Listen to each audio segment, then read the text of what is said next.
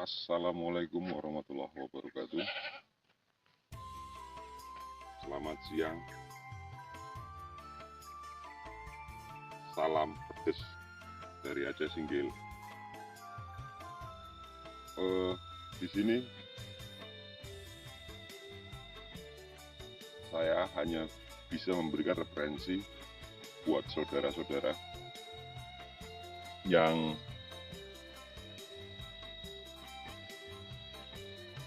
sebagai petani cabai, khususnya untuk Aceh Singgil.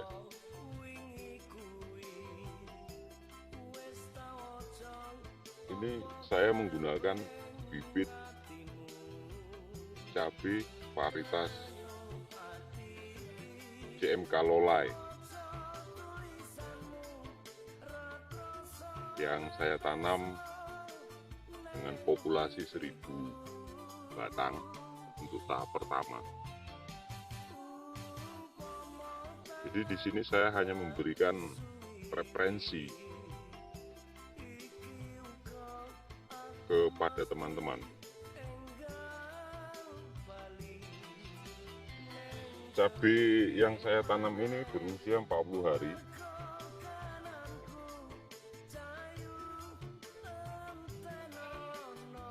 Dan saya menggunakan pupuk dasar solid.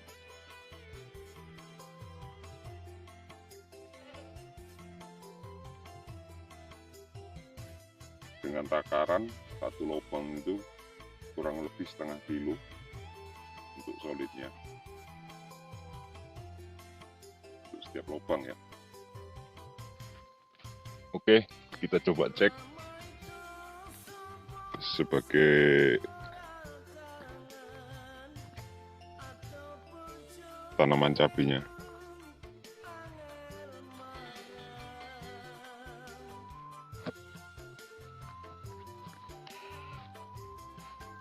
Ini dia, saudara-saudara.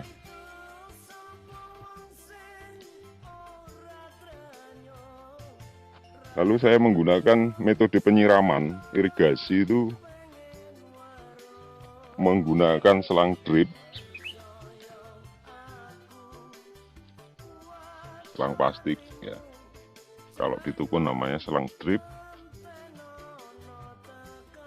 Begini cara pemasangannya. Tujuannya untuk menghemat tenaga, meringankan tenaga tentunya.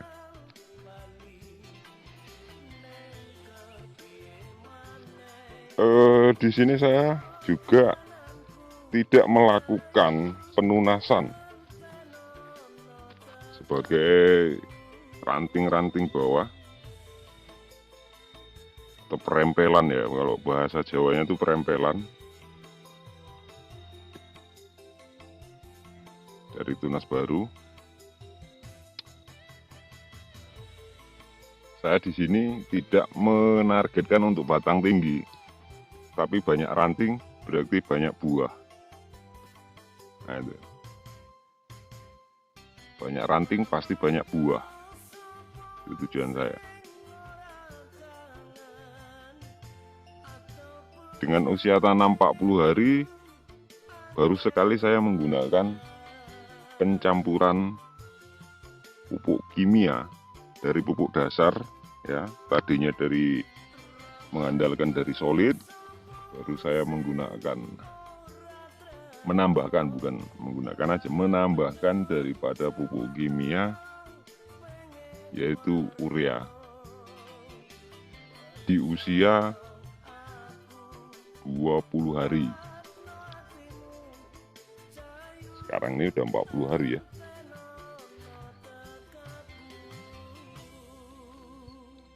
Ini dia. Baru kelanjutan di usia 40 hari juga saya belum pernah sekali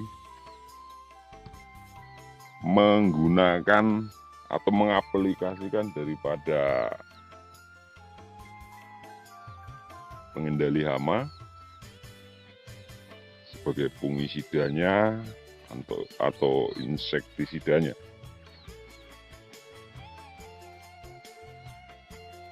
Ya mungkin di satu sisi saudara melihat, lu kok lahannya semak sekali gitu ya, dengan banyaknya gulma. Di sini saya punya tujuan untuk tidak membasmi atau membersihkan daripada gulma, karena ada satu keuntungan daripada gulma-gulma ini, rumput yang ada di sini, yaitu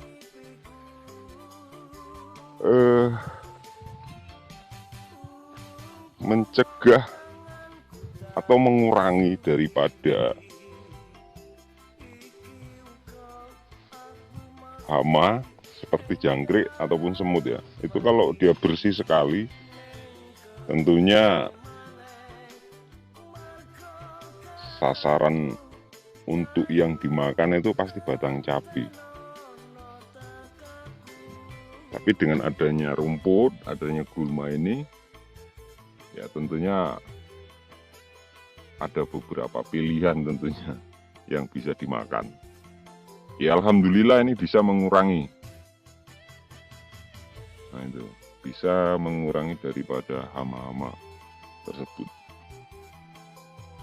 Ya tentunya kita lakukan pembersihan atau pemotongan ya, menggunakan mesin babat. Kita pendekkan kalau memang nantinya rumput ini sudah terlalu tinggi. Kita lakukan pembabatan. Itu pun tidak bersih seperti dicangkol ataupun digaruk ya.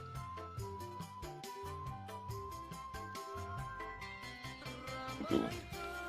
Oke, kita coba melihat daripada proses penanaman yang mengaplikasikan atau menggunakan pupuk dasar solid. Kita ke lokasi ya, karena ini tahap pertama dan saya melakukan tahapan kedua itu belum selesai untuk menanam. Oke, kita ke sebelah untuk melihatnya. Ya, beginilah prosesnya untuk pemakaian daripada pupuk dasar solid ya.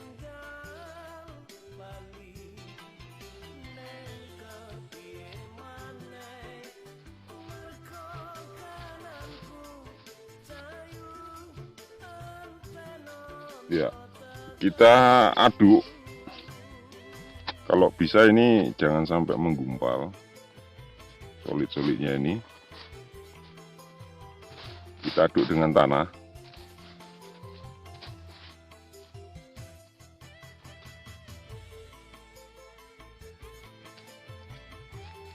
Wah, terpaksa saya menggunakan tangan satu ini. Nah, begini. Lalu kita tutup lagi.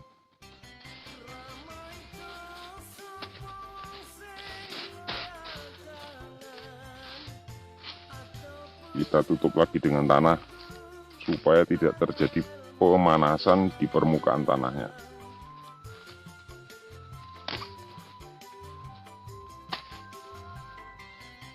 Ya, begitu dan seterusnya ya. Ini sebagai tutorial saja, karena juga waktu penanaman ini sebetulnya tidak tepat di siang hari ya.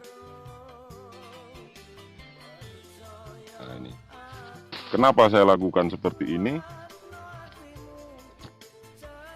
Karena kalau kita mengaplikasikan pupuk dasar solidnya itu tadi di seluruh permukaan bedengan, itu terlalu tinggi kosnya atau pembiayaannya.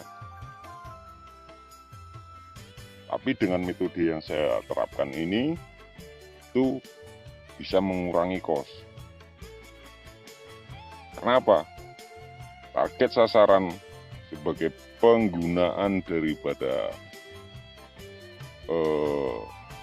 pupuk dasarnya atau solid itu tadi, itu tidak terlalu banyak terbuang. Logikanya, berapa panjang daripada akar cabai, disitulah penyerapan nutrisi yang dicapainya. Makanannya itu sepanjang akar dia memanjangnya ya. Oke, itu proses untuk penanaman. Yang kedua, saya mengalami itu untuk saat ini karena cuaca ya, mungkin cuaca terlalu banyak hujan, curah hujan tinggi, jadi dia mengakibatkan banyaknya penjamuran, atau ya mungkin kalau bahasa orang itu mati fusarium katanya, mati layu. Saya mengalami itu beberapa batang yang di plot pertama saya tadi. Kita tunjukkan dulu. Iya, ini dia. Ini 2 hari yang lalu terjadi fusarium atau mati layu, ada beberapa batang ini. Dan yang ini, yang kecil ini terjadi sudah 1 minggu yang lalu ya. Lah, kenapa saya cabut dan saya pindahkan ini? Tujuan saya itu bisa memulihkan kembali fusarium tanpa menggunakan yang namanya fungisida atau sejenisnya. Saya nggak paham itu, karena selama ini saya metode penanaman cabai saya tidak mengaplikasikan pupuk-pupuk dari produsen-produsen itu, dan saya belum yakin ke situ.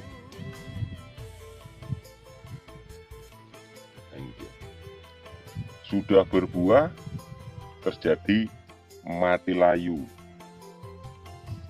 Ini